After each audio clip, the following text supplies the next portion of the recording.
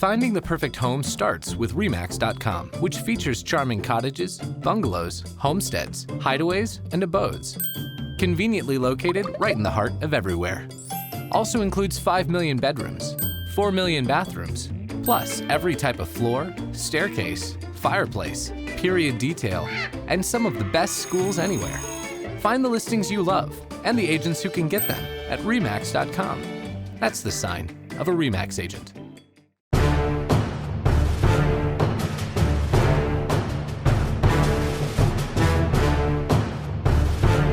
The postseason is here, which means it's either win or turn in equipment. Let's take a look at this week's RE/MAX Big 3 games. We start on the Missouri side, where William Chrisman hosts North Kansas City in a Class 5 district game. The Hornets hit the road with only 2 wins this season. While victories have been hard to come by, the trademark North Kansas City defense has been tough all season, holding high-powered teams like Platte County and St. Joe Central well under their season average. Chrisman is looking to bounce back after 2 straight losses and return to the form that saw them win back-to-back games over Winnetonka and Raytown. It should be a great game as both teams look to survive. Our next RE/MAX Big 3 game is a rematch of a game from Week 7 as Park Hill South heads to Staley. The Panthers are looking to reverse an 18-17 loss to Staley in a season that has seen South compete week in, week out, only to lose most times.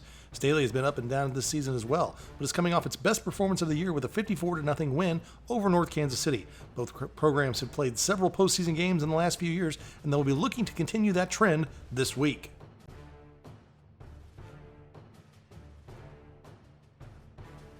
Final Big 3 game on the Missouri side is Raymore Peculiar at Lee Summit. The Panthers ended the season with high hopes, but have struggled to just win 3 games as it navigated through a very tough schedule. The Ray-Pac offense has struggled, suffering 2 shutouts and 4 of their games where it failed to score more than 17 points. The Panthers will face a Tigers defense that has struggled itself, with 6 losses allowing 40 points or more in 3 of those games. This is a battle between teams that have had their troubles at times, but are now looking to extend their season.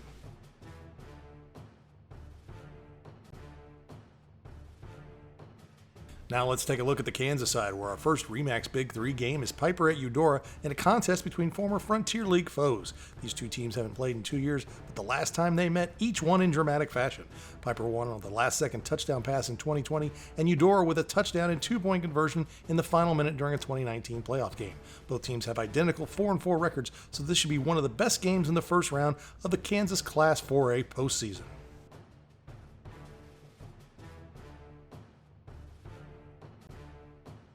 The next RE/MAX Big 3 game is Shawnee Mission East at Shawnee Mission Northwest in a rematch from a game played just 2 weeks ago.